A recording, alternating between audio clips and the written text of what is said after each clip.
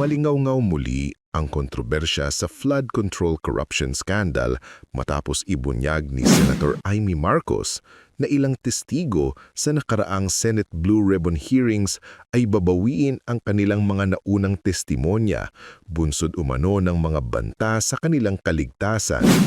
Sa isang chance interview, sinabi ni Marcos na kabilang sa mga ito si Orly Guteza, dating miyembro ng Philippine Marines na una nang umamin na naghatid ng mga maleta na naglalaman ng milyon-milyong pisong kickback para umano sa nagbitiw na kongresista Zaldico at kay dating House Speaker Martin Romualdez na pinsan mismo ni Marcos. Ayon sa senadora, nakararanas ngayon ng matinding presyon at pagbabanta si Guteza dahilan para umanong magdesisyon itong bawiin ang kanyang mga naunang pahayag sa harap ng Senado. Hindi biro ang mga banta at malinaw na may mga makapangyarihang puwersang gustong patahimikin ang katotohanan ayon sa pahayag ni Marcos. Mas lalong naging mainit ang usapin nang sabihin pa ni Marcos na si Martin Romualdez mismo ang star witness na tinutukoy ni Senate President Pro Tempore at Blue Ribbon Committee Chair Panfilo Lacson sa mga naunang panayam. Ngulit ngayon ay umatras na umano ito sa planong pagtestigo. Ayon sa ulat, dapat sanang magbigay ng pahayag si Romualdez sa nakatakdang pagpapatuloy ng Senate Blue Ribbon hearing ngayong Biyernes, Nobyembre 14, subalit bigla raw itong nag-back out dahilan para magbago ang direksyon ng imbestigasyon. Sa halip, nakatakda raw ngayon ang pagdinig na ituon ng pansin sa 17 miyembro ng Kamara de Representantes na umano'y nasangkot sa mga anomalya batay sa mga pahayag ng mag-asawang kontraktor na sina Curly at Sara Diskaya. Hanggang sa ngayon, wala pang opisyal na pahayag si Senator Panfilo Lacson hinggil sa mga sinabi ni Marcos. Gayunpaman, maraming nag-aabang kung paano tatanggapin ng Blue Ribbon Committee ang balitang ito, lalo't ang mga testigo tulad ni Guteza ay itinuturing na paning sentro ng mga ebidensya laban sa mga pinaniniwalaang utak ng korupsyon sa flood control projects. Babawin daw ng ilang testigo ang kanilang mga testimonya tungkol sa flood control scandal. Meron din daw mga gusto magsalita sa Senate Blue Ribbon Committee pero pinipigilan umano. Ayon po yan kay Senadora Amy Marcos. Dagdag pa niya, muntik na raw tumistigo si Congressman Martin Romualdez pero umatras dahil baka raw nahiya. Buwelta naman ni Senator Ping Lacson, uni-uni lang ni Amy ang kanyang mga sinasabi. Nasa frontline ng balitang yan si Camille Samonte. Humarap sa media ang birthday girl na si Senator Amy Marcos. Noong una, ang pinag-uusapan ay tungkol sa posibleng pag-aresto kay Senator Bato de la Rosa. Natapos yan at paalis na sana ang mga miyembro ng media nang biglang... Yun. Magbo-blue ribbon ba sa Friday? Yes. Tuloy na? So magre-recount na yung Marine? Yun daw ang paputok yung pasabot. Diba? Nagiging kwitis. At saka, yung 17 congressman na lang ang hahatakin. Hindi na star witness ang aking pinsan. Yun ata yung original plan eh. Ibinulgar ni Senator Amy na meron daw testigo sa flood control scandal na babaligtad sa pagdinig ng Senate Blue Ribbon sa Biyernes. Sabi niya, Marine daw ito. Matatandaan ang testigong nagsabing Marine siya ay ang surprise witness sa Senator Rodante Marcoleta na si Orly Guteza. Siya rin ang nagpakilalang security aide ni dating Congressman Zaldico na umano'y naghatid ng mali-maletang pera sa bahay ni Naco at dating House Speaker Martin Romualdez. Pero nang tanungin ng media kung si Guteza nga ba ang tinutukoy ni Senator Amy na nagbabalak bumaligtad ng testimonya, sabi lang niya, Alam na ninyo kung sino yung pinakamatindi ang testimonya. dagdag pa ng senadora, may mga testigong binantaan umano. Dahil pressure, tinakot ang pamilya at halos tinutukan ang asawa at anak. Ang to ba yung pamilya na tinakot ay kay Guteza, kay Orly Guteza? O basta, yun na yun. Abangan na lang ang susunod na kabanata. Ang mangyayari ngayon, magre-recount ang mga testigo. Panoorin ninyo, sigurado ako Mga dyan. testigo. Hindi naman daw alam ni Senator Amy kung sino ang mga nananakot sa pamilya ng mga testigo sa flood control scandal. Ang alam niya raw, meron pang mga gustong magsalita pero hinaharang umano. May iba pang mga testigo na pinipigilan na magsalita at ayaw kumbidahin. Basta alam ko na magbabaliktaran ang mga testigo. Nagbalak din daw na tumisigo si dating House Speaker Martin Romualdez pero tila nag-back out ito ayon pa rin sa senadora. Bago ata isip, nahiya din sa sarili. Kasi ang dating narinig ko, magiging state witness, siya ang magiging star witness, bibigyan ng witness protection. Pwede ba naman yon? Linuloko na tayo ng lubus-lubusan.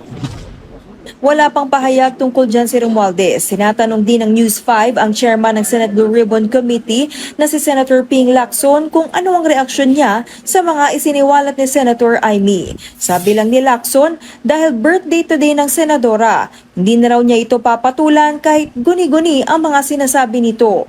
Nagbabalita mula sa Frontline. Camille Samonte, News. Alam niyo po si Lacson, no, talagang guni-guni rin yan eh. Kasi sa akin kasi, pag tinignan mo po yung sinabi ni Amy Marcos, mga testigos mag-recant. Sino ba yung mga testigos na idinawit yung pangalan ni Saldico at Martin Romualdez? Diskaya. So, at si Gutisa.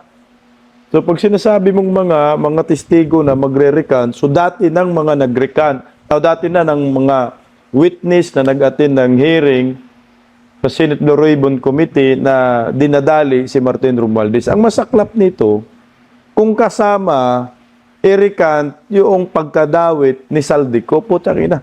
So wala nang lead. So lahat ng mga testimonya ng mga nakaraang witness, babawiin lang. So ang purpose ni Panfilo Lacson sa Senate Blue Ribbon Committee, kaya magpapatuloy po siya sa Senate hearing, dahil magkaroon ng cover-up at lilinisin ang pangalan ni Saldico at Martin Romualdez. Kasi pag nalinis po nila ang pangalan ni Saldico at Martin Romualdez, automatic ho, ay linis din ang Marcos admin. At ang ituturo nila, sino na lang? Yung mga kontraktor na lang. Pero yung mga kongresista, ligtas na. Pinaglaruan po tayo dito ng mga sindikato. Kaya tama po yung sinasabi ho ni Senator Cayetano na kaya tayong paglaruan ng mga sindikato dahil bilyon-bilyon na po ang pera nila. Kahit sino pwede nilang gamitin. So ito na po ang nangyayari ngayon. So itong si Lacson, posible po talaga nagamit po ito ng mga sindikato. Narinig niyo sinabi ni Amy Marcos. Hitutol siya na maging Senate President. Itong si Senate President, anak ng kagawang committee chairman, no? Tutol siya magiging committee chairman itong si Panfilo Lacson. Kasi nga, maraming mga testimonya daw, maraming testigos na gustong magsalita, pinipigilan. So ano na ho ang aasahan natin dyan sa Senate Blue Ribbon Committee? Kung si Panfilo Lacson ay ganito po ang kanyang direksyon sa pag-iimbestiga sa Senado. So wala ka ng aasahang totoo na lalabas sa Senate Blue Ribbon Committee hearing. Bukas na po yan. So ang maririnig na lang natin, paglilinis na. Paglilinis sa pangalan ni Romualdez, paglilinis sa pangalan ni Saldico. Ano sa tingin ninyo? Uobra kaya itong script ni Martin Romualdez at Tambaloslos? Para sa akin, isang katangahan po, pag maniniwala po ang taong bayan dito bukas.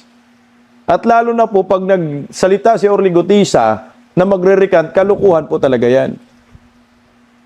At siguro, sabihin na lang natin, ay mag-recant na lang si Gutisa for the sake of security purposes, safety ng kanyang pamilya at mga anak. Kasi unahin pa rin niya yung pamilya niya at mga anak. Yun ang nakikita ko. So, babawiin. Pero hindi na ho siguro maniwala eh. Ang taong bayan sa palabas bukas ni Panfilo Lacson at ni Tambaloslos, kung ano man ang sasabihin ni Orly Gutisa. Wala na eh, naisabi na eh. Nauna na at ngayon lumalabas na tinakot, na tinutukan na daw yung mga anak at asawa para lang mag-recant itong si Orly Gutisa. Sino ba ang nag-traitor kay Orly Gutisa? Ito yung tanong ko. Kabaro rin yan ng mga Marines? Kasi, ang liwanag ko na si Orly Gutisa, ang taas ng kumpiyansa niya, nung paglabas niya sa Senate Blue Ribbon Committee na ipinagtanggol pa nga ho ng ibang mga Marines, sabi, hindi po yan magre-recant. Matapang yan si Orly Gutisa. Tapos ngayon, ito malalaman natin mag-recant, anak na kamuti.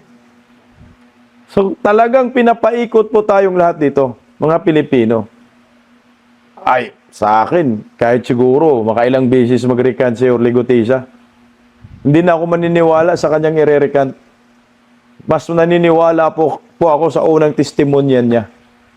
Na sana, Orly Gutisa, tatagan mo yung sarili mo.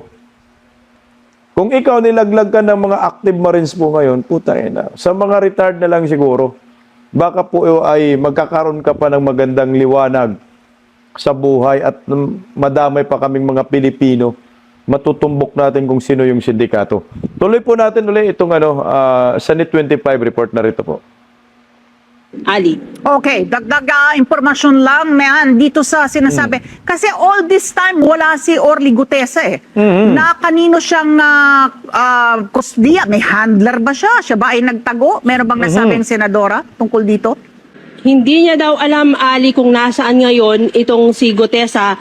Pero doon sa huling panayam kay dating Secretary Mike Defensor na siyang sinasabing nagtumulong at nagharap dito kay Gutesa sa Senado, ang sabi niya hawak daw ng Marines itong si Gutesa na pinabulaan na naman ng Philippine Marines. Bukod kay Gutesa, may binabanggit pa siya na ibang mga testigo pa, no? Na bukang gigibain yung mga naunang pahayag ni Gutesa at iba pa na talagang direktang isinasangkot. Sinangkot nga itong sina Martin Romualdez at Zaldico. Nabanggit ba kung sino pa yung mga ibang testigo na magre-recant? Yan daw ang aabangan, Ali, dapat daw yang bantayan ng publiko sa pagdinig sa Biyernes. Isa na lang, last question. Mayan, yung binabanggit niyang 17 congressman na lamang daw yung hahatakin. Ano naman ang ambag ng mga yon?